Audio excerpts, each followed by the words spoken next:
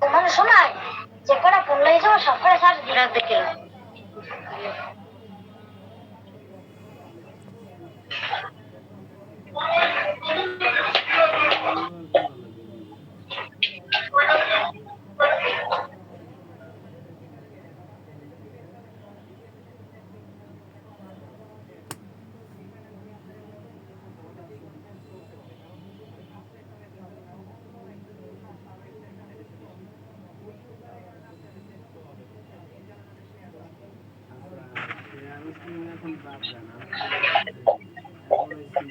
ছবি কি দেখতে পাচ্ছেন? জি দেখতে পাচ্ছি স্যার। শুরু করতেছি তাহলে আজকের ক্লাস। আজকে আমরা কিডনি নিয়ে আলোচনা করব, কিডনির রোগ পড়ব। রোগ পড়ার আগে আগে কিডনি সম্পর্কে আমরা নরমাল কিডনি সম্পর্কে একটু জেনে নেই, তারপরে আমরা রোগে ধরে যাব। নরমালি আমাদের শরীরে দুইটা কিডনি আছে, এটা সকলেই জানেন। কিডনি দেখতে হচ্ছে পিন শেপ, বীজের মতো, ঠিক আছে? সিমের বীজ বলি আমরা, বা নরমাল যে কোনো বীজ, এই বীজের মতো। এটা রেট্রোপেরিটোনিয়াল বলা হয়। রেট্রোপেরিটোনিয়াল মানে হচ্ছে পেটের মধ্যে থাকে, এই জন্য নাম হচ্ছে রেট্রোপেরিটোনিয়াল, ঠিক আছে? দুই পাশে দুইটা কিডনি থাকে, ডান দিকে একটা বাম দিকে একটা। ডান দিকের কিডনিটা একটু নিচে থাকে, কারণ আমাদের ডান দিকে যকৃত বা লিভার আছে, এই জন্য ডান দিকের কিডনিটা একটু নিচের দিকে থাকে, বাম দিকেরটা একটু উপরের দিকে থাকে, ঠিক আছে? আর এটা এক্সটেন্ড করে T12 থেকে L3। T12 মানে হচ্ছে এটা হচ্ছে আমাদের মেরুদণ্ডের হাড় বোঝাচ্ছে। মেরুদণ্ডের ভিতর থোরাসিক, মেরুদণ্ডের ভিতর অনেকগুলো ভাগ করি আমরা। ভাগের ভিতর থোরাসিক, যেটা থোরাসিকের যে 12 নাম্বার হাড়, সেই 12 নাম্বার থেকে লাম্বার 3 নাম্বার হাড়, এর ভিতর হচ্ছে কিডনিটা থাকে, ঠিক আছে? এটা বুঝাইছে থোরাসিক 12 টু লাম্বার 3, ঠিক আছে? সাইজের ক্ষেত্রে যদি আমরা বলি, এর সাইজ হইছে 10 থেকে 12 সেন্টিমিটার লম্বায়, আর চওড়া হয়েছে 5 থেকে 7 সেন্টিমিটার। আর ওয়েট সাধারণত এভারেজে 150 গ্রাম, ঠিক আছে? 150 গ্রাম। এই জায়গায় মেইন ইম্পর্টেন্ট কথা হচ্ছে ডান দিকের কিডনিটা একটু নিচের দিকে থাকে, ঠিক আছে? এটা জানতে হবে। আর দুইটা কিডনিটা অনেকেই জানেন, সবাই জানেন আশা করি, ঠিক আছে?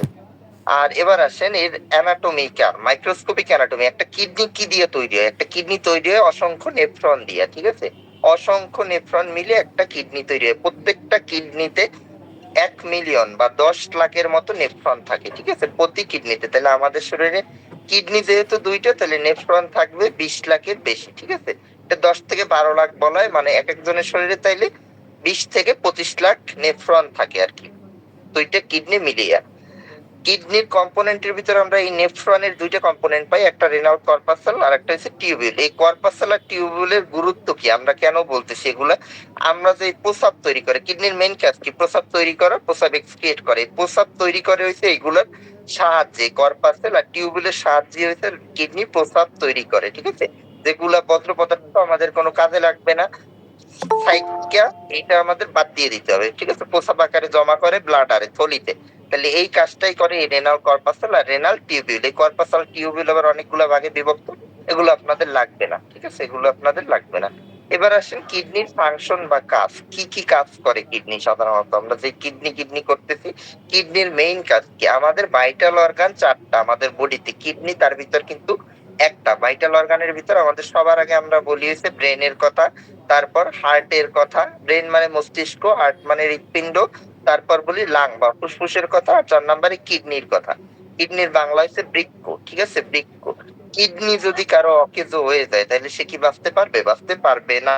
কারণ কিডনির মেইন কাজ হচ্ছে আমাদের বজ্র পদার্থ ত্যাগ করা, ঠিক আছে? আমাদের যত খারাপ জিনিস আছে রক্তের ভিতরে, এটা থাকার কাজ করে কিডনি, ঠিক আছে? সাইকে খারাপ গুলা বের করে দেয়, আর ভালো গুলা আবার ফেরত পাঠায়। এই ফেরত পাঠায় বের করে দেয় হচ্ছে রেনাল কর্পাসেল আর রেনাল টিউবুলের সাহায্যে আর কি, ঠিক আছে? তাহলে ফাংশনের ভিতর প্রথম 1 নাম্বার ফাংশন হচ্ছে এক্সক্রিয়েটরি ফাংশন, মানে খারাপ যেসব জিনিস, সহজ কথায় নাইট্রোজেনাস ওয়েস্ট প্রোডাক্ট বা বজ্র পদার্থ বাংলায় যদি বলি, এগুলো হচ্ছে বের করে দেয়, removal of metabolic waste product. এর ভিতর বিভিন্ন প্রোডাক্ট আছে, ইউরিয়া আছে, ক্রিয়েটিনিন আছে, ইউরিক অ্যাসিড আছে, বিভিন্ন ড্রাগ ট্রাগ আমরা যা খাই, ওষুধ টষুধ, এগুলো সব বের করে দেয়।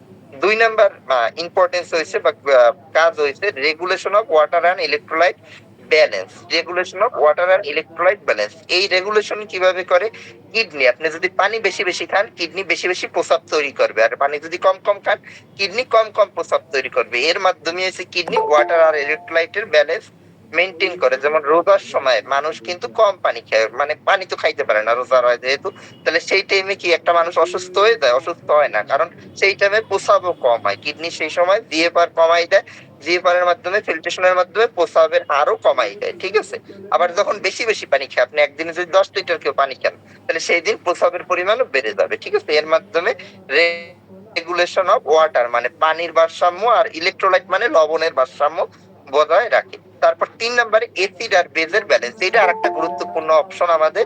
আমরা কিডনির মাধ্যমে কিডনির যে প্রস্রাব করি, যে প্রস্রাব বের হয়ে যায়, এটা হচ্ছে এসিডিক অম্ল, ঠিক আছে। তার মানে কিডনি হচ্ছে এসিড ত্যাগ করে, এসিড গুলো বের করে দেয়, কারণ আমাদের এই যে বিভিন্ন অ্যাসিডিক পদার্থ যেগুলো আমাদের জন্য খারাপ, এগুলো সব কিডনি বের করে দেয়, এক্সক্রিয়েট করে দেয়। এর মাধ্যমে এসিড আর বেস মানে অম্ল এবং ক্ষারের সমতা বজায় রাখে।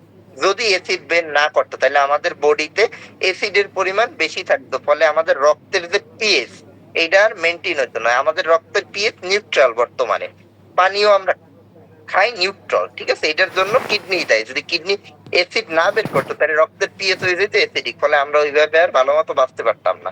তারপর এন্ডোক্রাইন ফাংশন, এন্ডোক্রাইন বলতে বোঝায় যেসব হরমোন সিনথেসিস করে এগুলা। কিডনি কিছু হরমোন সিনথেসিস করে, যেমন রেনিন, এরিথ্রোপয়েটিন, ক্যালসিট্রাল, প্রোস্টাগ্ল্যান্ডিন, এইসব হরমোন হচ্ছে কিডনি সিনথেসিস করে, যেগুলো আমাদের জন্য দরকার। যেমন রেনিন, রেনিন হচ্ছে কেন দরকার? আমাদের যে ব্লাড প্রেশার, রক্তচাপ, এটা মেনটেন করে হচ্ছে রেনিন। এজন্য দেখবেন যারা কিডনির পেশেন্ট তাদের কিন্তু উচ্চ রক্তচাপ থাকে, হাইপার টেনশন থাকে, ঠিক আছে। এরিথ্রোপয়েটিন এটাও তৈরি করে কিডনি। এরিথ্রোপয়েটিন মানে কি? এরিথ্রোপয়েটিন আমাদের লাগে রক্ত তৈরি করতে। যারা কিডনির পেশেন্ট তাদের দেখবেন অ্যানিমিয়া আছে, রক্ত শূন্যতা আছে, ঠিক আছে। ক্যালসিট্রাল, ক্যালসিট্রাল মানে হচ্ছে ক্যালসিয়াম বা ভিটামিন ডি3 অ্যাক্টিভ গ্রুপ, ঠিক আছে। ভিটামিন ডি3 এর অ্যাক্টিভ গ্রুপ। দেখবেন যারা কিডনির পেশেন্ট, ক্রনিক কিডনি ডিজিজের পেশেন্ট, তাদের আমরা আলাদা করে এইসব খাওয়াই, ক্যালসিয়াম খাওয়াই, ভিটামিন ডি3 খাওয়াই, ক্যালসিট্রাল খাওয়াই। আর প্রোস্টাগ্ল্যান্ডিন, প্রোস্টাগ্ল্যান্ডিন হচ্ছে রেনাল ব্লাড ফ্লোরে মেনটেন করে, যেমন প্রস্রাবের যে হার এটা মেনটেন করে প্রোস্টাগ্ল্যান্ডিন, ঠিক আছে। প্রোস্টাগ্ল্যান্ডিন কিডনির পেশেন্টদের প্রস্রাব কমে যায় না বেড়ে যায়? কমে যায়, বাড়ে না কিন্তু, ঠিক আছে। কিডনির যদি কোনো সমস্যা হয়, তাহলে প্রস্রাবের পরিমাণ কমে যায়। তারপর আর আছে মেটাবলিক ফাংশন, মেটাবলিক ফাংশন গ্লুকোনিওজিস করে প্রলং ফাস্টিং এ। যারা প্রলং ফাস্টিং মানে রোজা রাখে বা অনেক দিন উপাস থাকে, 1 দিন 2 দিন 3 দিন, তারা কি মরে যায়? মরে যায় না। সেই ক্ষেত্রে গ্লুকোনিওজেনেসিস হয়। গ্লুকোনিওজেনেসিস বলতে কিডনিতে এমন কিছু পদার্থ থাকে যেটা ভাঙে গ্লুকোজ তৈরি করে, ঠিক আছে, গ্লুকোজ তৈরি করে, এটারই বলা হয় গ্লুকোনিওজেনেসিস, ঠিক আছে। গ্লুকোনিওজেনেসিস করে, এইগুলোই আমাদের মেজর ফাংশন কিডনির। এই বাইরে আর কিডনির তেমন ফাংশন নাই, কিন্তু প্রত্যেকটা ফাংশনই অনেক গুরুত্বপূর্ণ। তাহলে এতক্ষণ আমরা যেগুলো বললাম, এগুলো সব কিডনির ফিজিওলজি, নর্মাল কিডনির কি কি কাজ আর কি, ঠিক আছে। এবার আমরা রোগের দিকে চলে যাই। কিডনির রোগ খুবই কমন, খুবই কমন বলতে গেলে প্রায় একদমই কমন, প্রতি ঘরে ঘরেই আছে, ফ্যামিলির ভিতরে 1 2 3 জনের থাকবেই যদি খোঁজ করেন, ঠিক আছে। কিডনির রোগরে আমরা 2 ভাগে ভাগ করে ফেলাই। স্টোন তো আলাদা দিকে, স্টোন আলাদা পড়াবো আজকে আমরা। মূলত কিডনির ইটসেলফ সমস্যা, কিডনির সমস্যা দুইটা, একটা হইতে পারে অ্যাকিউট আর একটা হইতে পারে ক্রনিক, ঠিক আছে। অ্যাকিউট কিডনি ইনজুরি আর একটা বলি ক্রনিক কিডনি ডিজিজ বা ক্রনিক কিডনি ইনজুরি। প্রথমেই আমরা পড়তেছি অ্যাকিউট কিডনি ইনজুরি বা অ্যাকিউট রেনাল ফেলিয়ার, সবকিছু এক। এর শর্ট ফর্ম একেআই অথবা এআরএফ, ঠিক আছে। প্রেসক্রিপশনে যদি দেখেন একেআই বা এআরএফ, এর মানে বোঝাচ্ছে এইটা অ্যাকিউট কিডনি ইনজুরি বা অ্যাকিউট রেনাল ফেলিয়ার। তাহলে এটা কি জিনিস? অ্যাকিউট মানে কি? অ্যাকিউট মানে প্রথমবার হয়েছে বা কম সময়ের মধ্যে হয়েছে, এটাই বলা হয় অ্যাকিউট। আর ক্রনিক মানে কি? অনেক দিন ধরে থাকতে থাকতে থাকতে থাকতে এই রোগটা হয়েছে, এটারে বলা হয় ক্রনিক। তাহলে অ্যাকিউট মানে কি? অ্যাকিউট মানে হঠাৎ করে যদি কিডনিতে সমস্যা ধরা পড়ে। কি সমস্যা ধরা পড়ে? দেখা যায় প্রস্রাব হঠাৎ করে কমে গেল। কি কারণে কমলো? অ্যাকিউট কিডনি ইনজুরিতে সাধারণত কমে, ঠিক আছে। অ্যাকিউট কিডনি ইনজুরির নানা কারণ আছে, একটু পরে আমি বলবো, বুঝতে পারবেন। ডেফিনেশনে দেয়া আছে sudden decline in kidney function, ঠিক আছে। কিডনির ফাংশন হঠাৎ করে কমে যাচ্ছে, ফলে কি হবে? ফলে হচ্ছে প্রস্রাব ঠিক মতো পেশেন্ট করতে পারে না, ঠিক আছে। প্রস্রাব ঠিক মতো করতে পারে না, কমে আসে প্রস্রাবের পরিমাণ, এইটারই আমরা বলি অ্যাকিউট কিডনি ইনজুরি। এটা কি কি কারণে হইতে পারে? এটা খুবই কমন। যাদের ডায়রিয়া হয়, ঠিক আছে, এই অ্যাকিউট কিডনি ইনজুরি সব থেকে কমন কারণ হচ্ছে ডায়রিয়া। যাদের ডায়রিয়া হয় তাদেরই অ্যাকিউট কিডনি ইনজুরির সাথে সাথে হয়। কিন্তু এর জন্য পেশেন্টের চিন্তা করার কোনো কারণ নাই। পেশেন্ট অনেকে মনে করতে পারে, যদি কিডনির তখন টেস্ট করা হয় যে কিডনি বোধহয় নষ্ট হয়ে গেছে, কিডনির টেস্ট হয়েছে সিরাম ক্রিয়েটিনিন। আমরা একটা টেস্টই করে দেখি যে কিডনি ভালো না খারাপ, সিরাম ক্রিয়েটিনিন করি আমরা। দেখা যাবে কি একটা ডায়রিয়ার পেশেন্টের যদি আপনি সিরাম ক্রিয়েটিনিন করান, তার সিরাম ক্রিয়েটিনিন আপনি বেশি পাচ্ছেন, 1.7 পাইতে পারেন, 1.5 পাইতে পারেন, 2 পাইতে পারেন, কিন্তু নর্মাল ধরি আমরা 1.2 পর্যন্ত। ঠিক আছে? এর মানে মাথা খারাপ করার কিছু হয় নাই যে কিডনি নষ্ট হয়ে গেছে, এমন কিছু না। এইটা হইছে তার ডায়রিয়ার জন্য, মানে তার শরীর থেকে পানি বের হয়ে গেছে অনেকটা, এই জন্য তার অ্যাকিউট কিডনি ইনজুরি ডেভেলপ করছে। এটা কারেকশন করলেই আবার এই অ্যাকিউট কিডনি ইনজুরি ঠিক হয়ে যাবে, এটা নিয়ে ভয়ের কিছু নাই। ঠিক আছে? তাহলে সব থেকে কম কারণ হচ্ছে পানি বেড়ে যাওয়া। পানি বের হয়ে যাওয়া মানে কি? ডায়রিয়া। ডায়রিয়া হইতে পারে, ভমিটিং হইতে পারে, যদি অত্যাধিক পরিমাণে বমি করে, কেউ 1 ঘন্টার ভিতর 20 বার বমি করলো, বা কারো রক্তপাত হইলো হিউজ পরিমাণে, অ্যাক্সিডেন্টের পর রক্ত বের হয়ে যায়, ঠিক আছে, তাদের ক্ষেত্রে অ্যাকিউট কিডনি ইনজুরি হতে পারে। এছাড়া বার্নের ক্ষেত্রে অ্যাকিউট কিডনি ইনজুরি হতে পারে, ঠিক আছে। বার্ন, এই কয়টা হচ্ছে সব থেকে কমন। আর এ বাদে আরো অনেক কিছু দেয়া আছে, এগুলো তো কমন না, ঠিক আছে। আমরা সব থেকে কমন পাই এইগুলোর কারণে অ্যাকিউট কিডনি ইনজুরি সাধারণত হয়। আর এছাড়া কিডনির কিছু ডিজিজ আছে, এর ফলে হইতে পারে। আর আরেকটা কমন কারণ আছে খুবই, ড্রাগের কারণে হয়, ঠিক আছে। ড্রাগ মানে ওষুধের কারণে হয়। আপনি যদি কাউকে ব্যথার ওষুধ খাওয়ান হঠাৎ করে, ধরেন একটা রোগীর আপনি একদিনে রোলাক দিচ্ছেন, রোলাক একদিনে খাওয়াই দিচ্ছেন 5টা, ঠিক আছে, তার ব্যথা কমে না দেখে আপনি 5টা রোলাক খাওয়াই দিচ্ছেন, তার অ্যাকিউট কিডনি ইনজুরি ডেভেলপ করবে। কারণ রোলাক যত বেশি দিবেন তত কিডনির উপর ইফেক্ট পড়বে, তত তার তাড়াতাড়ি হয়েছে কিডনি ড্যামেজ হয়, মানে অ্যাকিউট ইনজুরি হয়। এটা তো পার্মানেন্ট ড্যামেজ না অ্যাকিউট ড্যামেজ, এটা আবার ঠিক হয়ে যাবে।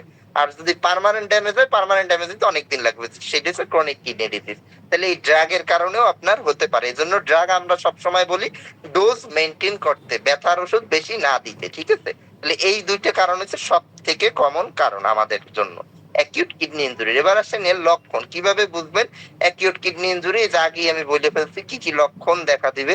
প্রথম লক্ষণ হচ্ছে তার প্রস্রাব কমে যাবে, ঠিক আছে। প্রস্রাবের পরিমাণ কমে যাওয়াকে বলা হয় অলিগুরিয়া। একদিনে যদি 300 ml এর মতো প্রস্রাব হয় বা তারও কমায়, তাহলে আমরা অলিগুরিয়া বলি। আর অ্যানোরিয়া মানে প্রস্রাব টোটালি বন্ধ, বা একদিনে যদি 50 ml এর কম প্রস্রাব হয়, তাকে বলা হয় অ্যানোরিয়া, ঠিক আছে। একটা রোগী বা নর্মাল লোক একদিনে প্রস্রাব করে সাধারণত 1.5 লিটারের মতো, ঠিক আছে।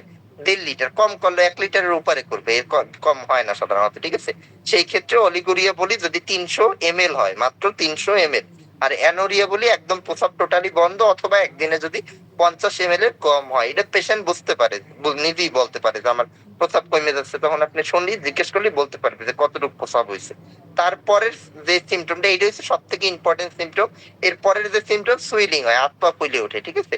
এটা খুব একটা বেশি ওঠে না, অ্যাকিউটের ক্ষেত্রে সুইলিং খুব একটা বোঝা যায় না, ঠিক আছে। হাত পা খুব একটা বেশি সাধারণত ফোলে না। আর কি, নাউসিয়া ভমিটিং থাকতে পারে। নাউসিয়া ভমিটিং মানে কি? বমি বমি ভাব আর বমি করা। আর কনফিউশন থাকতে পারে। কনফিউশন ভাবে যদি পেশেন্টে জিজ্ঞেস করেন আপনার নাম কি, পেশেন্ট দেখবেন অনেকক্ষণ ভেবে চিনতে তারপর বলতেছে, একদম সাথে সাথে বলে দিতে পারবে না। এটা হচ্ছে কনফিউশন। আর অ্যাকিউটের সব থেকে মারাত্মক যেটা ঝামেলা, ইলেকট্রোলাইট ইমব্যালেন্স হয়। ধরেন ডায়রিয়া হয়েছে কারো বা বমি হয়েছে কারো, তাহলে তার শরীর দিয়ে লবণ বের হয়ে যাবে না, লবণ বের হয়ে গেলেই তো ইলেকট্রোলাইট ইমব্যালেন্স তৈরি হবে, ঠিক আছে। ইমব্যালেন্স তৈরি হবে, তাহলে ইলেকট্রোলাইট ইমব্যালেন্স তৈরি হতে পারে। এবার আসেন পরীক্ষা করে কিভাবে বুঝবেন। এই দেখে তো আপনি বলে দিতে পারবেন না অ্যাকিউট, অবশ্যই পরীক্ষা করতে হবে। এই জায়গায় অনেকগুলো পরীক্ষা আছে, কিন্তু এত পরীক্ষা লাগবে না। আমরা সিঙ্গেল পরীক্ষা করি কিডনি ফাংশন দেখার জন্য, একটা সিরাম ক্রিয়েটিনিন, ঠিক আছে। সিরাম ক্রিয়েটিনিন এই একটা দিয়ে আগে দেখে নেবেন কিডনি ভালো আছে না খারাপ হয়েছে, বা কতদূর খারাপ। এবার সিরাম ক্রিয়েটিনিন অ্যাবনর্মাল পাইলে আমরা পরবর্তীতে বাকি পরীক্ষাগুলোর দিকে যাই, এর আগে যাই না ওইভাবে, ঠিক আছে। তাহলে একটা পরীক্ষা আগেই করাবে সিরাম ক্রিয়েটিনিন। সিরাম ক্রিয়েটিনিনের নরমাল লেভেল হচ্ছে 1.2, ঠিক আছে। 1.2 পর্যন্ত নরমাল, এর বেশি হইতে থাকলে খারাপ। অ্যাকিউটে সাধারণত 1.5 2 পর্যন্ত ওঠে। আর যদি সিরাম ক্রিয়েটিনিন দেখেন কারো 3.5 4 5 6 এরকম হয়ে যায়, তার মানে তার ক্রনিক কিডনি ডিজিজ, তার আর অ্যাকিউটে নাই। এটার অবস্থা, পেশেন্টের অবস্থা খারাপ, এটা অনেকদিন ধরেই তার ভিতর আছে, নাইলে এত বেশি বাড়ে না সাধারণত। তারপর আমরা আরেকটা টেস্ট করাই ইলেকট্রোলাইট। ইলেকট্রোলাইট করাই কারণ লবণের পরিমাণ দেখার জন্য, যদি লবণের পরিমাণ কমে যায় তাহলে আমাদের বেশি করে লবণ দিতে হবে। লবণ দেওয়ার উপায় কি? যদি অল্প কমে তাহলে আমরা কাঁচা লবণ খাওয়াইতে পারি, আর যদি না হয় তাহলে আমরা স্যালাইন দিই। স্যালাইনের মাধ্যমে লবণ দেওয়া যাবে। স্যালাইন বিভিন্ন আছে, নরমাল স্যালাইন আছে, তাতে কাজ না হলে আমাদের 3% NaCl আছে, এইগুলো আমরা দেই, ঠিক আছে। আর হচ্ছে ইউরিন আউটপুট মনিটরিং করতে হয় অবশ্যই কিডনির সব পেশেন্টের ক্ষেত্রে। যাদের কিডনি সমস্যা আপনার মনে হবে, অবশ্যই ইউরিনের ইনপুট আউটপুট, ইউরিনের আউটপুট চার্ট মেনটেন করতে হয়। মানে পানি ইনটেকের চার্ট আর ইউরিনের আউটপুট চার্ট দুইটাই মেনটেন করতে হয়। আপনি কতটুকু পেশেন্টে পানি দিলেন, বা পানি যদি না দেন, যদি স্যালাইন দেন কতটুকু স্যালাইন দিলেন, আর পেশেন্টের কতটা আউটপুট হলো, মানে কতটা প্রস্রাব হলো, ঠিক আছে। এইসব পেশেন্ট তো নিজে থেকে করতে পারে না, আমরা ক্যাথেটার করাই দিই দেখা যায়। আর করতে পারলেও পেশেন্টের অবশ্যই সেটা বোতলে রাখতে হয়। আমরা পেশেন্টের বলেই দিই এটা কালেক্ট করে রাখতে, আমার একদিনে দেখতে হবে কতটুকু প্রস্রাব তার যাচ্ছে। আর এরপর আমার যদি অন্য কিছু মনে আল্ট্রাসাউন্ড করতে পারি আমরা, ঠিক আছে, ইউরিন অ্যানালাইসিসও করতে পারি, বাট এগুলো ম্যান্ডেটরি না, এগুলো ম্যান্ডেটরি না, এগুলো আমরা অন্য কারণেও করতে পারি, এই ক্ষেত্রে একদম ম্যান্ডেটরি না। ম্যান্ডেটরি অবশ্যই serum creatinine, urine output monitoring, এই দুইটা হচ্ছে ম্যান্ডেটরি। এবার আসেন ম্যানেজমেন্ট, অ্যাকিউট কিডনি ইনজুরিরে কিভাবে আপনি চিকিৎসা করবেন।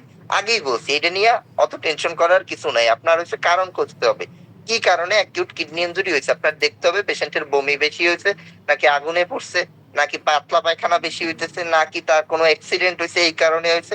এই কারণগুলো খুঁজে এই কারণটা হচ্ছে আপনার কারেকশন করতে হবে। যদি কারো অ্যাক্সিডেন্ট হয়, রক্ত বের হয়ে যায়, তাহলে তারে রক্ত দিতে হবে। যদি কারো ডায়রিয়া পাতলা পায়খানা বেশি হয়, তাহলে তারে স্যালাইন দিতে হবে মুখে খাওয়ান, অথবা যদি বেশি পাতলা পায়খানা হয় তাহলে কলেরা স্যালাইন দিয়ে দেন, ঠিক আছে। যদি বার্ন হয় তাহলে সেই ক্ষেত্রে স্যালাইন দিতে হবে, বার্নের ক্ষেত্রে আলাদা স্যালাইনের ডোজ আছে, ওই অনুসারে আমাদের দিতে হয়, ঠিক আছে। আর ঝামেলা কি, যদি ইলেকট্রোলাইট ইমব্যালেন্স হয়, আগেই বললাম, লবণের যদি ঘাটতি হয়, লবণ যদি কমে যায়, লবণের নর্মাল লেভেল হয়েছে, সোডিয়ামের লেভেল হয়েছে 135, ঠিক আছে, 135 থেকে 145, এইটা হচ্ছে নর্মাল।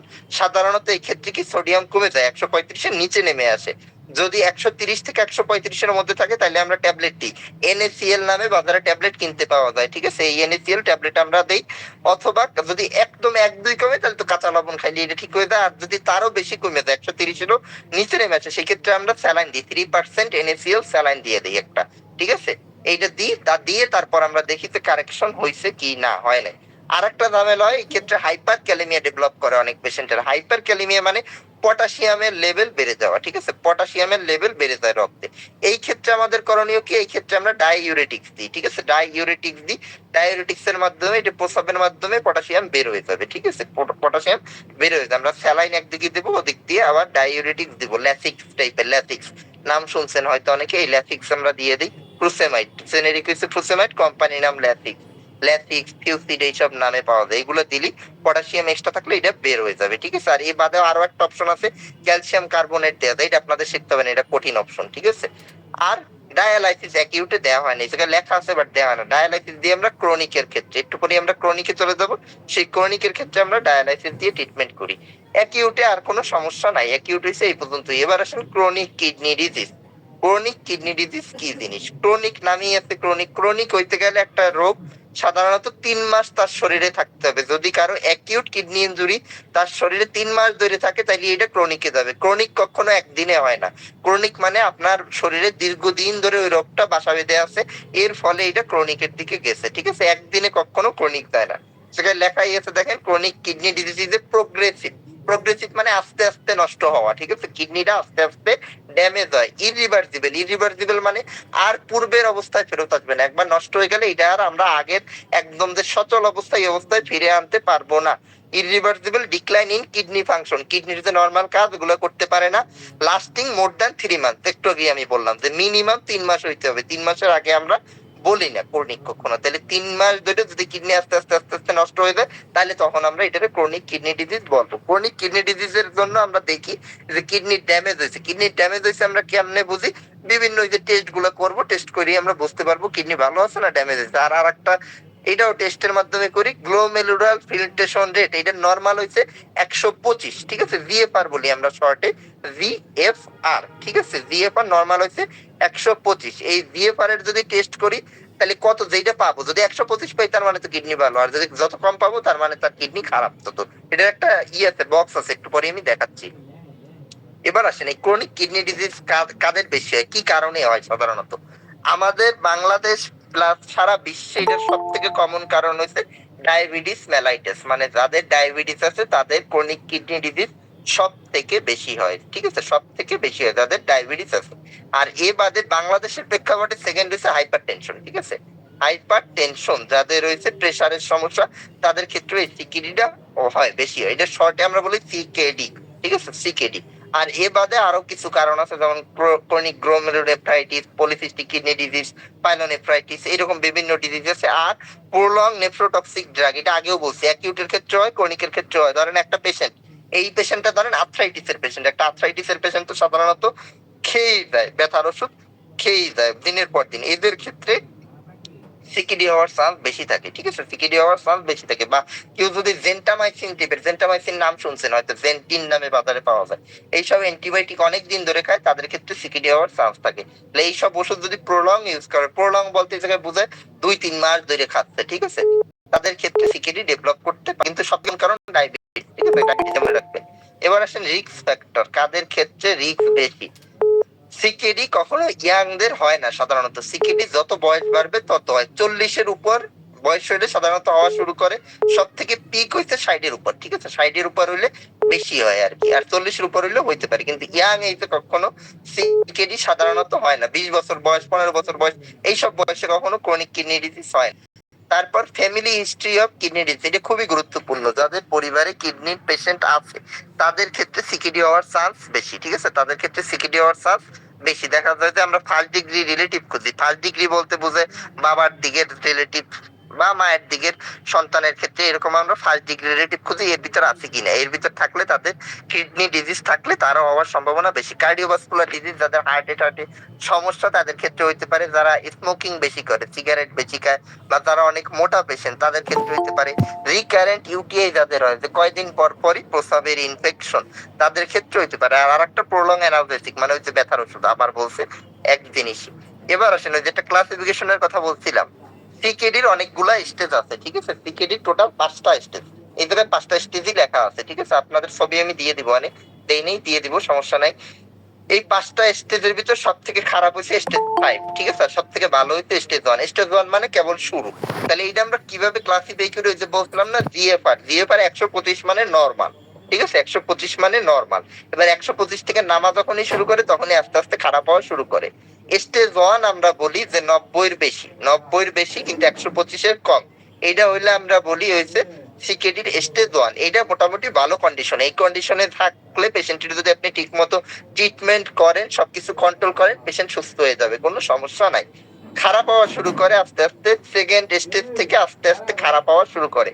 সেকেন্ড স্টেজ কখন বলবো, যখন আমরা জিএফআর করে দেখবো যে 60 থেকে 89-এর মধ্যে আছে, তখন আমরা বলবো স্টেজ 2, ঠিক আছে, স্টেজ 2। এই অবস্থা থেকে মূলত পেশেন্টের অবস্থা আস্তে আস্তে খারাপ হওয়া শুরু করে। এই অবস্থায় দেখবেন পেশেন্টের একটু একটু করে হাত পা ফুলতেছে, অল্প অল্প করে প্রস্রাবের পরিমাণ একটু কমছে, এই অবস্থা থেকে। তারপর স্টেজ 3, স্টেজ 3 আবার দুইটা ভাগ, একটা এ একটা বি।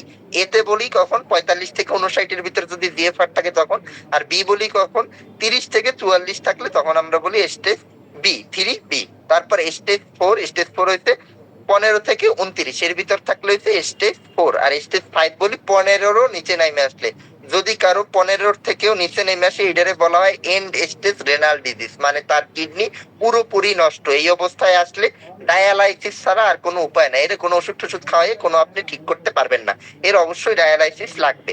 আর আমরা যে সিমটমের গুলো বললাম, যে ফুলে উঠবে, প্রস্রাব একদম কমে যাবে, এইসব আমরা পাই সাধারণত স্টেজ 3 বি থেকে একদম প্রমিনেন্ট পাই। একদম পেশেন্ট দেখলে আপনি বুঝতে পারবেন যে হাত পা ফুলে যাচ্ছে, মুখ ফুলে যাচ্ছে, পেশেন্টের প্রস্রাব একদম বন্ধ হয়ে গেছে, পেট ফুলে যাচ্ছে, ঠিক আছে, এগুলো আমরা একদম স্টেজ 3 বি থেকে প্রমিনেন্ট পাই, দেখলেই বুঝতে পারি। আর 5, স্টেজ 5-এ গেলে আগেই বললাম এই পেশেন্টের বাঁচার সম্ভাবনা তেমন একটা নাই, যতদিন আপনি ডায়ালাইসিস করাইতে পারবেন ততদিন পেশেন্ট বাঁচবে, এরপর পেশেন্টের আর বাঁচার আশা নাই সাধারণত। স্টেজ 5 বলা হয় এন্ড স্টেজ রেনাল ডিজিজ, ইএসআরডি, শর্টে বলি ইএসআরডি। এইটা হচ্ছে ক্লাসিফিকেশন। এই ক্লাসিফিকেশনের মাধ্যমে জিএফআর বার করবেন একটা টেস্টের মাধ্যমে, এই টেস্টের নাম ইজিএফআর, ঠিক আছে, ইজিএফআর। এই ইজিএফআর টেস্ট করে আমরা এই লেভেলটা দেখতে পারি। বরিশালে হয় না সাধারণত, ঢাকার ওদিকে হয়, বড় বড় জায়গায় হয়, ঠিক আছে, একটু ব্যয়বহুল টেস্ট। এবার আসেন ক্লিনিক্যাল ফিচার, লক্ষণ। ক্রনিক কিডনি ডিজিজের লক্ষণ কি কি? ক্রনিক কিডনি ডিজিজের দুনিয়ার সবকিছু পেশেন্টের পাবেন, ঠিক আছে, এই পেশেন্ট একদম পুরোপুরি অসুস্থ হয়ে যায় আস্তে আস্তে। প্রথম অবস্থায় কিছুই থাকে না, যে আর্লি স্টেজে অফেন অ্যাসিম্পটোমেটিক, মানে পেশেন্টের তেমন কোনো কমপ্লেন থাকে না। এরপর যখন হয় তখন আস্তে আস্তে কমপ্লেন শুরু হয়, যে প্রস্রাবের পরিমাণ আস্তে আস্তে কমতেছে, পেশেন্ট আস্তে আস্তে মোটা হয়ে যাচ্ছে, মোটা তো না, পানি জমে আর কি, ফুলে যায় পেশেন্ট, ঠিক আছে, ফুলে যায়, পেশেন্টের দুর্বল লাগে, পেশেন্ট অবসাদ থাকে, যে ফ্যাটিক মানে হচ্ছে অবসাদ, দুর্বল মানে হচ্ছে উইকনেস, অ্যানোরেক্সিয়া মানে হচ্ছে খেতে না চাওয়া, ঠিক আছে, অরুচি বলি আমরা, ওয়েট লস মানে ওজন কমে যায়। এরপর রেনালের ভিতর আমরা পাই অলিগুরিয়া, আগেও বলছি, অলিগুরিয়া মানে 300 ml এর কম নামে আসলে বলি আমরা অলিগুরিয়া, মানে প্রস্রাবের পরিমাণ কমে আসবে। নকচুরিয়া, নকচুরিয়া মানে রাতে প্রস্রাব করা, রাতে প্রস্রাব করে কিন্তু পরিমাণে কম, একদম ফোটায় ফোটায়, দেখা যায় সে বাথরুমে যায় বাট প্রস্রাব ঠিক মতো ক্লিয়ার হয় না, একদম কয়েক ফোঁটা পরে শেষ। ইডিমা, ইডিমা মানে ফুলে ওঠা, সারা শরীর ফুলে ওঠারই বলি আমরা ইডিমা। আর ফেস ফুলে উঠলে এটারে বলি আমরা পাফি ফেস, পাফি ফেস। তারপর ফ্রদি ইউরিন, ফেনা ফেনা হয় ইউরিনে, ঠিক আছে, প্রস্রাব ফেনা ফেনা হয়। এটা হয় সাধারণত প্রোটিন ইউরিয়ার কারণে। প্রোটিন ইউরিয়া মানে আপনার শরীর থেকে প্রোটিন বের হয়ে যাচ্ছে প্রস্রাবের মাধ্যমে, এই কারণেই ইউরিনটা ফেনা ফেনা হয়। তারপর কার্ডিওভাস্কুলারের ভিতর আমরা পাই হাইপার টেনশন, আগেই বলছি ব্লাড প্রেশার বাইরে যায়, উচ্চ রক্তচাপ পাই আমরা, ঠিক আছে। হার্টে পানি জমে অনেকের, হার্ট ফেইলিওর হয়, পেরিকার্ডাইটিস মানে পানি জমা, খালি সহজে মনে রাখেন পানি জমে, আর কিছু লাগবে না, পানি জমে।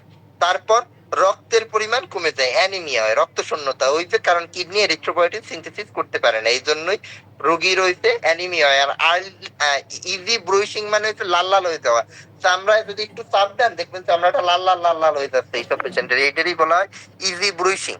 আর মাস্কুলোস্কেলেটালের ভিতর বোন পেইন হয়, তার হাড়ে ব্যথা হয়, জয়েন্টে ব্যথা হয়, কারণ কি, কারণ অস্টিওপোরোসিস ডেভেলপ করে, ক্যালসিয়াম ঠিক মতো সিনথেসিস হইতে পারে না, ভিটামিন ডি3 সিনথেসিস হইতে পারে না, এই জন্যই তার বোন পেইন হয়, অস্টিওপোরোসিস হয়। নিউরোলজিক্যালের ভিতর ওই যে কনফিউশন তৈরি হয়, সে বুঝতে পারে না সবকিছু, তারে আপনি একটা জিনিস বললেন সে ঠিক মতো নর্মালি বুঝতে পারবে না। আর স্কিনের ভিতর ওইটা তো আগেই বললাম, ওই যে প্যালর হয় অ্যানিমিয়ার কারণে, সাদা প্যালর মানে সাদা হয়ে যাওয়া, ফ্যাকাশে হয়ে যাওয়া, ঠিক আছে, ফ্যাকাশে হয়ে যাওয়া। আর প্রুরাইটিস, প্রুরাইটিস বা ইজি ব্রুশিং, চুলকানি হয়, লাল হয়ে যায়, ওই এক জিনিস।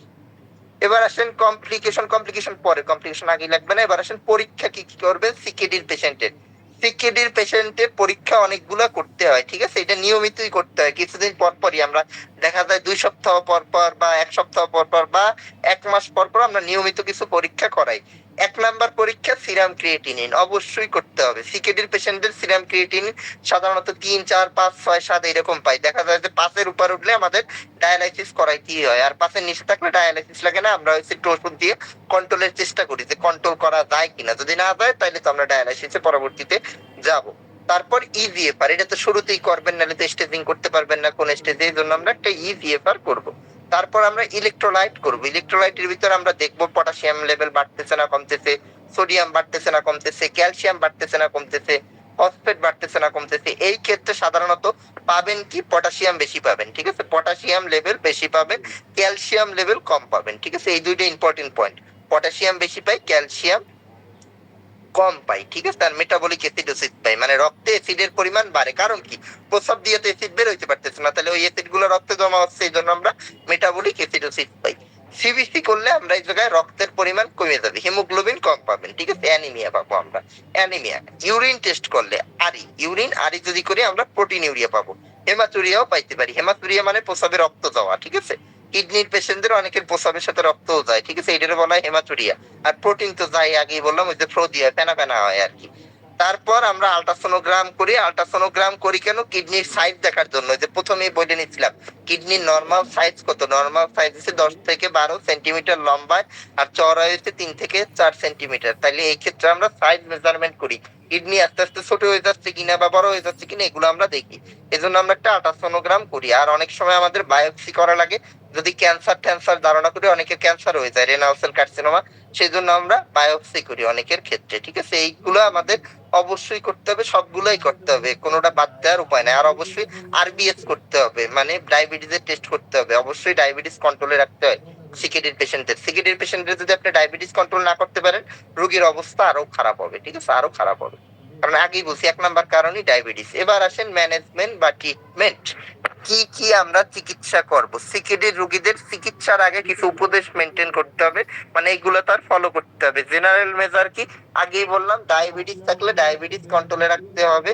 আর প্রেশারের সমস্যা থাকলে এটাও আমার কন্ট্রোল করতে হবে। তাই মানে ডায়াবেটিসের জন্য আমার ইনসুলিন বা ডায়াবেটিসের যে মুখে খাওয়ার ওষুধ, সাধারণত মুখে খাওয়ার ওষুধ দিয়ে এই জায়গায় কন্ট্রোলে আনা যায় না, আমরা ইনসুলিন দিই, ইনসুলিন দিতে হবে। আর হাইপারটেনশনের জন্য আমরা প্রেশারের ওষুধ দিব, বিভিন্ন প্রেশারের ওষুধ আছে। আমরা সাধারণত এআরবি গ্রুপের যেগুলো, যে টেলমিসার্টান, অলমিসার্টান, লোসার্টান, এইগুলো মানে কোম্পানির নাম যদি বলি, যে টেলমিপ্রেস, বাইজোরান, এইসব জাতীয় ড্রাগ আমরা ইউজ করি, ঠিক আছে। লাইফ স্টাইলের ভিতরে এইসব পেশেন্টদের সল্ট রেস্ট্রিকশন করতে হয়, লবণ দেয়া যাবে না, আপনি যাই দেন এর লবণ দিতে পারবেন না, ঠিক আছে, লবণ খাওয়াবেন না, লবণ টোটালি বাদ। ফ্লুইড ব্যালেন্স মেনটেন করতে হয়। ফ্লুইড ব্যালেন্স মেনটেন বলতে বোঝায় পানির পরিমাণ আপনার ঠিক করে দিতে হবে। একদিনে ওই যে বললাম না যে কতটুকু পানি খায় আর কতটুকু প্রস্রাব হয় সব লিখে রাখতে হয়। তাহলে আপনার দেখবেন যে একদিনে তার প্রস্রাব হয় কতটা, যদি একদিনে যা প্রস্রাব হবে তার থেকে 100 ml বেশি আমরা পানি দিই সাধারণত, ঠিক আছে? যদি একদিনে প্রস্রাব হয় 1 লিটার, তারে আমরা পানি দিই 1100 থেকে 1200 ml, এর বেশি দিব না, কারণ পানি বেশি দিলে কি হবে, পেশেন্ট আবার ফুলে যাবে, ঠিক আছে? ফুলে যাবে, এই জন্য আমরা ফ্লুইড ব্যালেন্স বা পানির মেনটেনেন্সটা এটা রাখি। যদি স্যালাইন দিতে হয় তার ক্ষেত্রে ওই সেম নিয়ম। আর মোটা পেশেন্টদের ক্ষেত্রে অবশ্যই ওয়েট কন্ট্রোল করতে হয়, আমরা এই ক্ষেত্রে ওষুধও দিই। যদি লিপিড প্রোফাইলে আপনার মানে কি পাই, আমরা ওষুধ দিই, অ্যাটোরবাস্টাটিন, রোসুবাস্টাটিন, এইসব জাতীয় ওষুধ আমরা দিই। কেউ সিগারেট খাইলে সিগারেট বাদ দিতে হবে, কেউ অ্যালকোহল খাইলে অ্যালকোহল বাদ দিতে হবে, এগুলো হচ্ছে সাধারণ উপদেশ। আর নেফ্রোটক্সিক ড্রাগ, কিডনির পেশেন্টদের ব্যথার ওষুধ দেওয়া যাবে না, ঠিক আছে? এটা একদম মাথায় ঢুকেই রাখেন। যদি কিডনির কারো পেশেন্ট পান, ফ্যামিলিতে থাকে বা আপনাদের কাছে আসে, কিডনির রোগীদের কখনো ব্যথার ওষুধ দিবেন না। হ্যাঁ, এবার বলতে পারেন যে কিডনির রোগীদের যদি ব্যথা হয় তাইলে আমরা করবো কি? তাইলে করবেন কি, ব্যথা কমাবেন প্যারাসিটামল দিয়ে। প্যারাসিটামলের নাপা 1 পাওয়া যায়, 1, ঠিক আছে, 1 গ্রামের। এই 1 গ্রাম দিয়ে আমরা ব্যথা কমাই, ঠিক আছে, কিডনির পেশেন্টদের ক্ষেত্রে। আর তাতেও যদি না কমে, তাহলে রিস্ক বেনিফিট হিসাব করে আপনি অ্যানাডাল দিতে পারেন সর্বোচ্চ, ঠিক আছে? অ্যানাডাল দিতে পারেন, এর বেশি অন্য কোনো ড্রাগ দেওয়া যাবে না। যে ডাইক্লোফেনাক, কিটোরোলাক, এগুলো কিছু দেওয়া যায় না কিডনির পেশেন্টদের যাদের সিকেডি আছে। এগুলো দিলে রোগী তাড়াতাড়ি মরে যাবে, ঠিক আছে? তাড়াতাড়ি মরে যাবে, আরো খারাপ করবে আস্তে আস্তে অবস্থা।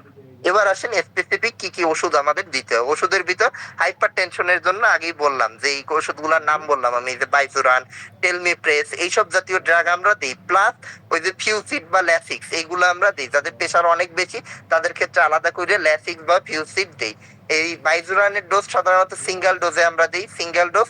আর এর সাথে ল্যাসিক্স আমরা দিই, এটাও সিঙ্গেল ডোজ, অনেকের ক্ষেত্রে ডাবল ডোজ দিই। যদি ডাবল ডোজ দিতে হয়, এই ল্যাসিক্স বা ফিউসিড এইসব ড্রাগ আমাদের দিতে হয়েছে সকালে আর দুপুরে, রাতে দেওয়া যাবে না। রাতে যদি দেন তাহলে রাতে পেশেন্টের হয়েছে প্রস্রাব পাবে, ঠিক আছে? প্রস্রাবের পরিমাণ বাড়ায় এই ওষুধগুলা, এই জন্য আমরা রাতে দিই না, তাহলে পেশেন্ট ঘুমাইতে পারবে না ঠিক মতো, ঠিক আছে? এই জন্য রাতে এগুলো দেওয়া যাবে না। দিতে গেলে সকালে দিবেন, আর দুইটা দিতে গেলে সকালে একটা, দুপুরে একটা, ঠিক আছে? ফিউসিড প্লাস, ল্যাসিক্স প্লাস, এইসব জাতীয় ড্রাগ আমরা দেই। আর প্রেসারের জন্য তো আগেই বললাম আর একটা ওষুধ যেগুলা দেই, এআরপি, ওই যে টেলমিপ্রেস, অলমিসার্টান, লোসার্টান প্লাস, এইসব জাতীয় ড্রাগ আমরা দেই। ডায়াবেটিসের ক্ষেত্রে অবশ্যই ইনসুলিন দিতে হয়, আর ইনসুলিনের কন্ট্রোল যদি পুরোপুরি নাও আসে, সাথে আবার ওরালও অ্যাড করতে হয়। সাধারণত সিকেডির পেশেন্ট যদি মোটা হয়, মোটা পেশেন্টের হইলে আমরা ওই ইনসুলিন এর পাশাপাশি কমেট দিয়ে দিই। আর যদি মোটা পেশেন্ট না হয় তাহলে হচ্ছে ইনসুলিন এর সাথে হচ্ছে লসুগন জাতীয় যেসব ড্রাগ, এইসব জাতীয় ড্রাগ দিই। আর যদি ভালো ড্রাগ আরো দিতে চান, এম্পা জাতীয় ড্রাগ দিতে পারেন, বাট এগুলোর দাম বেশি, ঠিক আছে? দাম বেশি, পেশেন্ট বুঝে ড্রাগ দিবেন। গরিব পেশেন্টদের এম্পা দিলে সেগুলো সে খেতে পারবে না, এক একটা দামি 25 টাকা 35 টাকা, ঠিক আছে? তাদের ক্ষেত্রে কম দামি ওষুধ দিতে হবে। তারপর আসেন অ্যানিমিয়া। অ্যানিমিয়ার ক্ষেত্রে আমাদের কি করণীয়? সিকেডির পেশেন্টদের রক্ত কমতেই থাকে, এই জন্য দামি দামি অনেক ইনজেকশনও দেওয়া হয়, ঠিক আছে? প্রথম দিকেই তো আমরা দামি ইনজেকশন দিব না, প্রথম দিকে আমরা জাস্ট আয়রন সাপ্লিমেন্ট দিই। আয়রনের যে বাজারে ট্যাবলেট আছে, এগুলো আমরা খাওয়াই পেশেন্টকে। এতেও যদি কাজ না হয়, যে পেশেন্টের হিমোগ্লোবিন লেভেল কমতেই আছে, তাদের ক্ষেত্রে আমরা ইনজেকশন দিই। সাধারণত এরিথ্রোপয়োটিন, ইপয়োটিন, বিটা ইপয়োটিন, এইসব জাতীয় ইনজেকশন আমরা তাদের ক্ষেত্রে দিই। এক একটা ইনজেকশন অনেক দামি দামি, 2000 টাকা 4000 টাকা, এই জাতীয় ইনজেকশন আমরা দিই। দেখা যায় অনেক পেশেন্টের সপ্তাহে একটা দিই, অনেক পেশেন্টের 2 সপ্তাহে একটা দিই, অনেক পেশেন্টের মাসে একটা দিই, এরকম করে ইনজেকশন দিতে হয়, ঠিক আছে? ইনজেকশন দিয়ে অ্যানিমিয়া কারেকশন করতে হয় আস্তে আস্তে। আর আয়রন সাপ্লিমেন্ট তো চলবে, এরপর আয়রন সাপ্লিমেন্ট চলবে। এরপর আসেন বোনের ক্ষেত্রে, যে হাড়ে ব্যথা হয়, ঠিক আছে?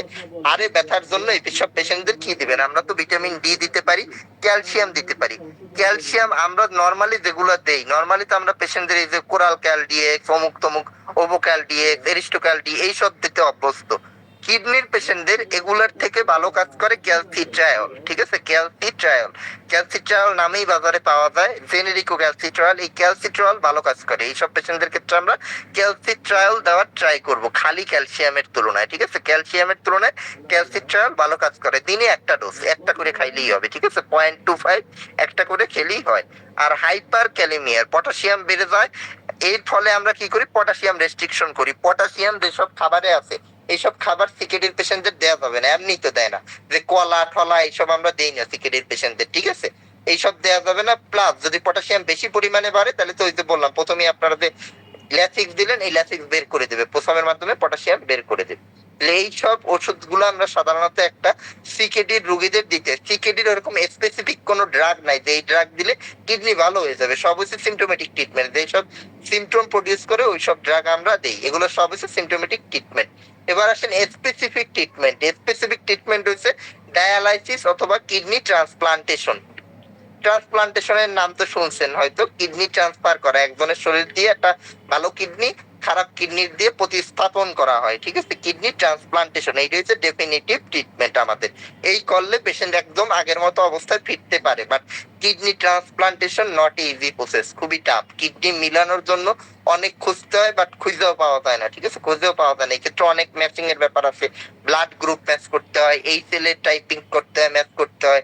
এই সেলে টাইপিং 70%-এর কম হইলে সাধারণত ম্যাচ করে না, এই ক্ষেত্রে হচ্ছে রিয়াকশন করে, ঠিক আছে, রিয়াকশন করে, কিন্তু 70% মিলানো ফ্যামিলির বাইরে সম্ভব না, কারণ মানুষ তো খোঁজে অন্য ফ্যামিলির বাইরের লোকেদের থেকে নেয়া, সেই ক্ষেত্রে দেখা যায় ম্যাচ করে 30-40%, ওইটাই রিস্ক হিসেবে আমরা দিয়ে দিই। দেখা যায় যে মাত্র 5% পেশেন্ট হতে সার্ভাইভ করে, 95% পেশেন্টই আর বাঁচে না, ঠিক আছে, রিয়াকশন হয়, মারা যায়। আর আমরা ডায়ালাইসিস করতে পারি। ডায়ালাইসিস করার তো নাম শুনছেন হয়তো অনেকে, আমরা হিমোডায়ালাইসিস করি, সাধারণত রক্তের মাধ্যমে ডায়ালাইসিস করি। দেখবেন পায়ে বা হাতে ক্যাথেটারের মতো ভেনাস দুইটা লাইন করে, একটা দিয়ে হয়েছে খারাপ রক্ত বের করে দেয়, আর একটা দিয়ে ভালো রক্ত শরীরে প্রবেশ করে, এইটারই বলা হয় ডায়ালাইসিস, ঠিক আছে। ডায়ালাইসিস একটা মেশিন আছে, মেশিনের মাধ্যমে এই রক্তের হয়েছে প্রতিস্থাপন হয়, বা খারাপ রক্ত বের করে দেয়, ভালো রক্ত ভিতরে ঢুকে, ঠিক আছে। আর ডায়েটের ক্ষেত্রে গুলো আগেই বললাম। আর একটা জিনিস, প্রোটিন রেস্ট্রিকশন করতে হয়। কিডনির রোগীদের প্রোটিন ওইভাবে খাওয়ানো যাবে না, ইচ্ছা মতো মাছ মাংস খাওয়ানো যাবে না, রেস্ট্রিক্টেড করে দিই আমরা, হচ্ছে ওয়েট অনুযায়ী ঠিক করে দিই, যেখানে লেখা আছে 0.6 গ্রাম পার কেজি, এই হিসাবে আমরা দিই, মানে একদম অল্প আর কি, প্রোটিন এরকম বেশি খাওয়ানো যাবে না, ঠিক আছে, বেশি খাওয়ানো যাবে না। আর সিকিডির প্রোগনোসিস খারাপ, মানে সিকিডির পেশেন্ট ওইভাবে ভালো হয় না সাধারণত, ম্যাক্সিমাম পেশেন্টই ডেথ, মানে আলটিমেট পরিণতি মরে যায়। কিছুদিন বাঁচাইতে পারি আমরা সিমটোমেটিক ওয়ে ভাবে, কিন্তু ম্যাক্সিমাম পেশেন্টেরই আলটিমেটলি হচ্ছে ডেথ। এই ক্ষেত্রে ভালো হওয়ার চান্স ওই রকম নাই। আর ভালো হইতে পারে শুধু ওই একটাই বললাম, রিপ্লেসমেন্টের মাধ্যমে, এছাড়া আর কোনো আশা নাই। শেষ হইতে আর কিছু নাই, সিকিডি দিয়ে আর কিছু জানতে হবে না। সিকিডির দুনিয়ার যা কিছু আছে সবই আপনাদের বলছি, সব হয়তো আপনারা মনে রাখতে পারবেন না, কিন্তু আমি তাও বলছি, আপনারা জাস্ট স্পেসিফিক জিনিসগুলো মনে রাখবেন, যেগুলো বললাম তাইলেই হবে। এবার আপনাদের কোনো কোশ্চেন থাকলে আমাকে করতে পারেন, সিকিডি বা একেআই যেটা নিয়ে কোশ্চেন থাকুক আপনারা জিজ্ঞেস করতে পারেন।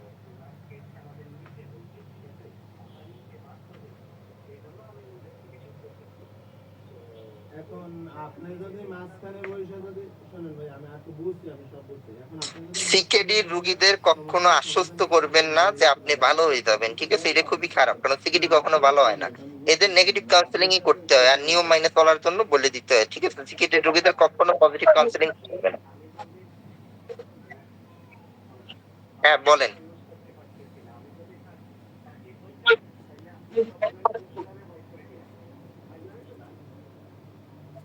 এখন চল। এখন কি করতে হবে বলেন তো, আসলে কি সমস্যাটা? জীবনও না ভাইয়া, জীবনও না, জীবনে 1 টাকা কারো মাইরা খাই নাই। কোশ্চেন থাকলে করতে পারেন।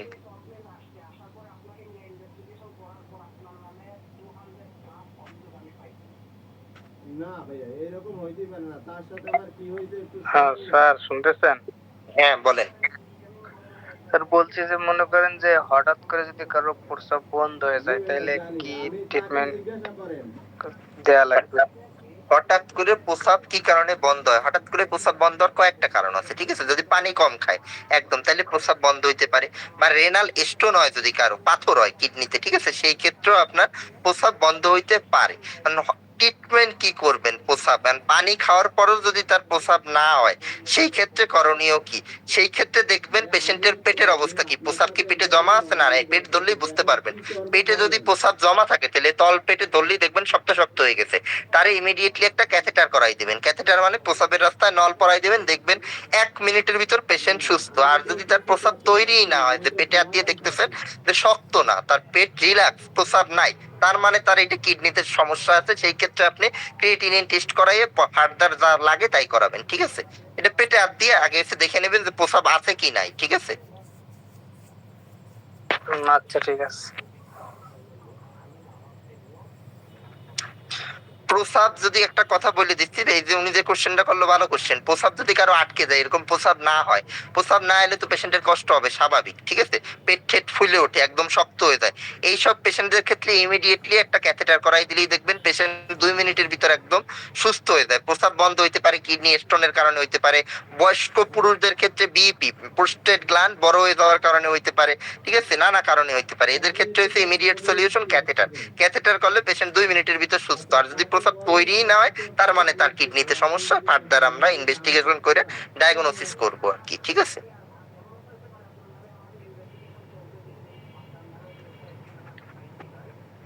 হ্যালো, আসসালামু আলাইকুম। হ্যাঁ, ওয়ালাইকুম আসসালাম, বলেন, কোশ্চেন বলেন। স্যার, আমার কোশ্চেন ছিল যে আমরা কিডনিকে সুস্থ রাখার জন্য ডেইলি কত লিটার পানি খাবো? হ্যাঁ, ডেইলি কত লিটার পানি খাবেন, ভালো কোশ্চেন। কত লিটার পানি সাধারণত খাওয়া উচিত, আমরা একদম শর্টে হিসাব করি, অত বেশি হিসাবে নাই। আমরা বলি কি, এক গ্লাসে সাধারণত কতটুকু পানি ধরে, 250 ml, ঠিক আছে। পেশেন্টে তো লিটারে বললে পেশেন্ট বুঝে না আর কি, আমরা পেশেন্টে একটা গ্লাসের হিসাব বলে দিই যে একদিনে মিনিমাম তার 10 থেকে 12 গ্লাস পানি খাইতে হবে, ঠিক আছে, 10 থেকে 12 গ্লাস। যদি লিটারে বলি, 2.5 লিটার থেকে 3.5 লিটার পানি খাইতে হয় একদিনে মিনিমাম, ঠিক আছে। মিনিমাম খাইলেও তার 2 থেকে 2.5 লিটার খাওয়া উচিত আর কি। আর স্যার, ওনাকে যে বললেন যে প্রস্রাব যদি আটকে যায় তাহলে হচ্ছে ক্যাথেটার করানোর জন্য, কিন্তু হ্যাঁ। আমাদের তো ক্যাথেটার কিভাবে করবে এটা তো আমরা পারি না, মানে এটা কি আমাদের ক্যাথেটার আমি একটা ভিডিও দিয়ে দিব, আপনারা দেখে নিয়েন, ঠিক আছে, এটা একদম সহজ, ভিডিও দেখলে আপনারা বুঝতে পারবেন, আমি ভিডিও দিয়ে দিব, দেখে নিন।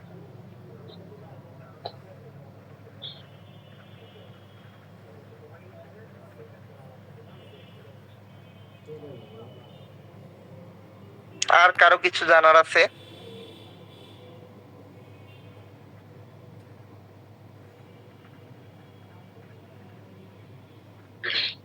স্যার, যদি কিছু মনে না করেন তাহলে একটা কথা বলতে পারি? হ্যাঁ, বলেন। স্যার, আমাদের শেখার সুযোগের মানে ভালো শেখার জন্য যদি আমাদের কিডনির শেপটা আর্ট করে যদি দেখানো হতো তাহলে মনে হয় ভালো বুঝতে পারতাম।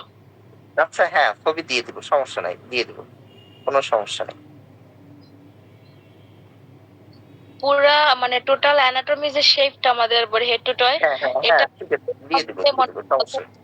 হ্যাঁ, এটা করা আছে, আমি দিয়ে দেবো, সমস্যা নেই, দিয়ে দিব।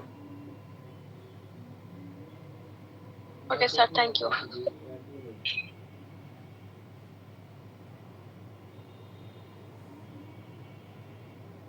আচ্ছা, আর কারো কোশ্চেন না থাকলে শেষ করতেছি আজকের ক্লাস। স্যার, আমার একটা প্রশ্ন আছে। হ্যাঁ, বলেন। স্যার, আমার প্রশ্ন হচ্ছে দীর্ঘ সময় মানে প্রস্রাব আটকে রাখার ফলে আসলে কি সমস্যা হইতে পারে এই ক্ষেত্রে? হ্যাঁ, এটা ভালো একটা জিনিস, দীর্ঘ সময় প্রস্রাব আটকে রাখলে কি সমস্যা হইতে পারে। 1 নাম্বার সমস্যা, প্রস্রাবে ইনফেকশন হইতে পারে। আমরা বলি তো সচরাচর বলি প্রস্রাবে ইনফেকশন, আসলে প্রস্রাবে তো ইনফেকশন হয় না, হয় হচ্ছে ইউরিনারি ট্র্যাক্টে, যে কিডনির টোটাল যে ট্র্যাক্ট আছে, কিডনি আছে, ইউরেটার আছে, ইউরেথ্রা আছে, ব্লাডার আছে, এই ট্র্যাক্টে ইনফেকশন হয়। দীর্ঘ সময় প্রস্রাব আটকে রাখলে এইটা হচ্ছে সব থেকে কমন আর কি, ঠিক আছে, প্রস্রাবের ট্র্যাক্টে ইনফেকশন হওয়া। 2 নাম্বার, কিডনির ক্ষতি হয়, ঠিক আছে, কিডনির ক্ষতি, আপনি যতক্ষণ প্রস্রাব আটকে রাখবেন এতে অ্যাসিডিক এনভায়রনমেন্ট বৃদ্ধি পায়, ফলে কিডনির হচ্ছে ক্ষতি হয়, ঠিক আছে। এই দুইটাই হচ্ছে মেজর সমস্যা আর কি। জি স্যার, ধন্যবাদ স্যার।